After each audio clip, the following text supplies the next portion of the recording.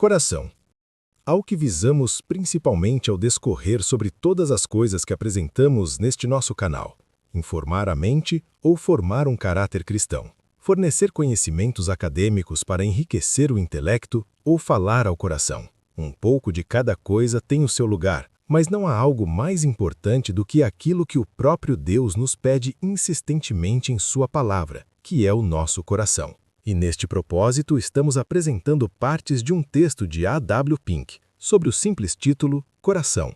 Na cristandade hoje existem milhares de cristãos professos contra os quais pouco ou nada no caminho da culpa poderia ser encontrado, no que diz respeito à sua vida externa. Eles vivem vidas morais, limpas, retas e honestas, enquanto, ao mesmo tempo, o estado de seus corações é totalmente negligenciado. Não é suficiente apenas tornar nossa conduta externa em harmonia com a vontade revelada de Deus. Ele nos responsabiliza pelo que se passa por dentro e exige-nos que guardemos as fontes de nossas ações, os motivos que inspiram e os princípios que nos regulam. Deus exige a verdade nas partes internas. Salmo 51, verso 6.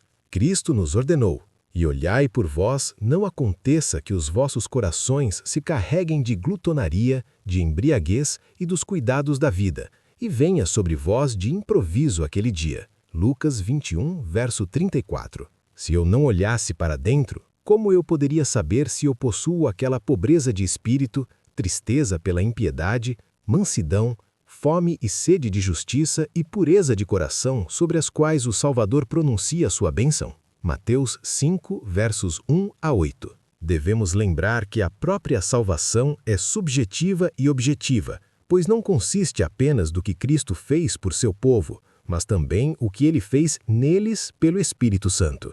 Não tenho provas de minha justificação a não ser por minha regeneração e santificação. Aquele que pode dizer, eu estou crucificado com Cristo, judicialmente, também pode acrescentar, Cristo vive em mim, experimentalmente, e minha vida pela fé nele é a prova de que ele me amou e se entregou por mim. Gálatas 2, verso 20. O coração é o centro da natureza moral do homem, da personalidade. É igual a todo o homem interior, é a fonte da qual vem tudo o mais, e é a sede de seus pensamentos e de suas afeições e de sua vontade. Gênesis 6, verso 5. Guardar o coração significa que devemos viver para a glória de Deus em todos os aspectos, que sua glória deve ser o desejo supremo de nossa vida, que desejamos conhecê-lo, amá-lo e servi-lo. Se devemos ser aprovados por Deus, não é de modo algum suficiente que façamos limpo o lado de fora do copo e do prato, mas muitos supõem que isso é tudo o que importa. Limpe primeiro o que está dentro. Mateus 23, verso 26. É o comando do nosso Senhor. A isso é dado raramente qualquer atenção nos dias de hoje, ou nenhuma. É o diabo que procura persuadir as pessoas de que não são responsáveis pelo estado de seus corações e que é impossível para eles mudá-los. Tal é mais agradável àqueles que pensam ser chamados para o céu em camas floridas de facilidade, mas nenhuma alma regenerada com a palavra de Deus acreditará em tal falsidade. O comando divino é claro: guarde o seu coração com toda a diligência, pois dele procedem as fontes da vida. Provérbios 4, verso 23.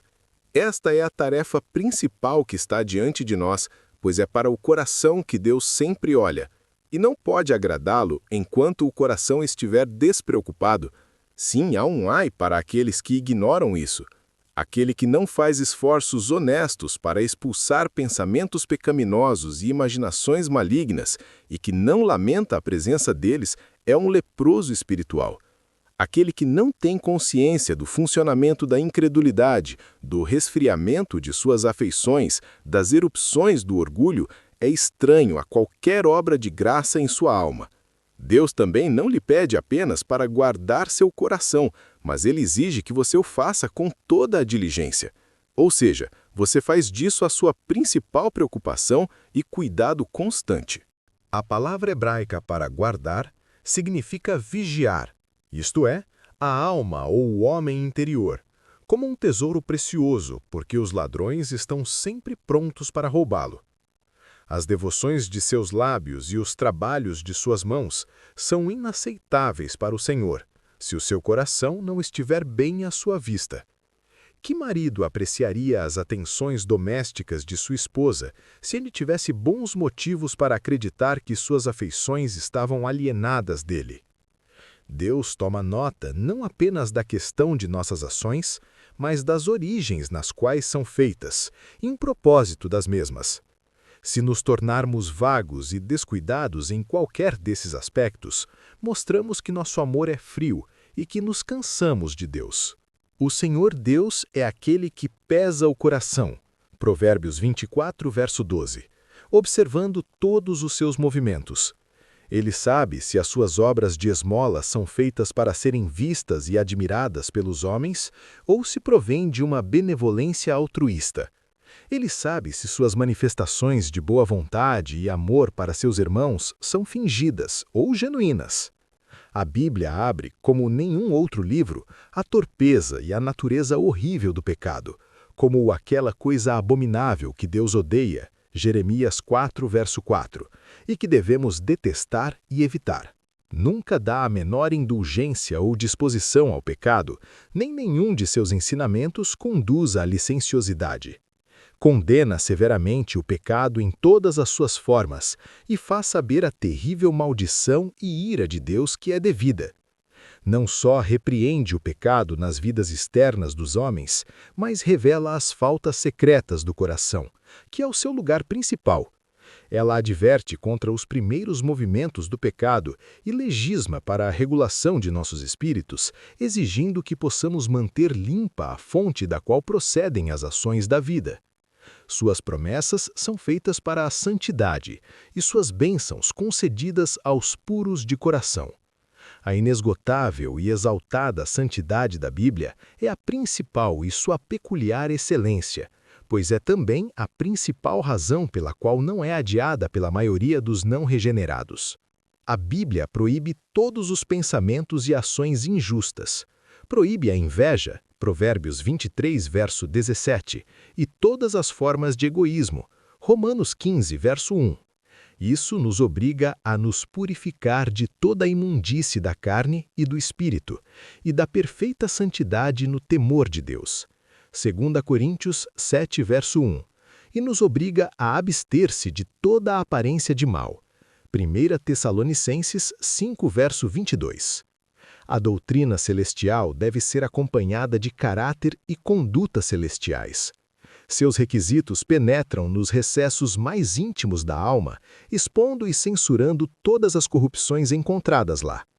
A lei do homem não passa mais do que você não roubará, mas a de Deus, você não deve cobiçar.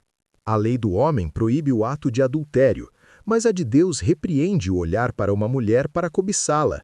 Mateus 5, verso 28. A lei do homem diz, não matarás, e a de Deus proíbe toda má vontade, maldade ou ódio. 1 João 3, verso 15. Isso ataca diretamente aquilo que a natureza caída amava e anseia demais. Ai de vós quando todos falarem bem de vós.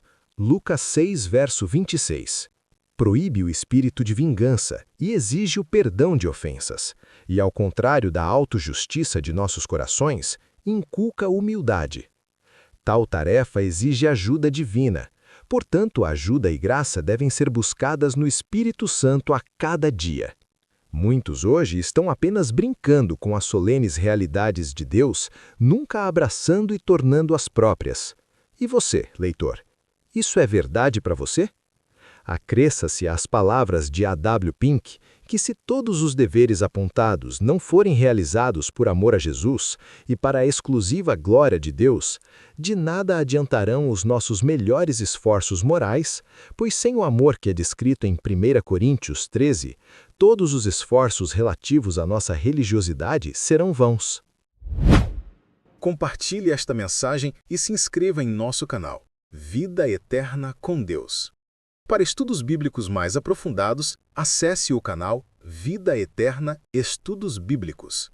Link na descrição.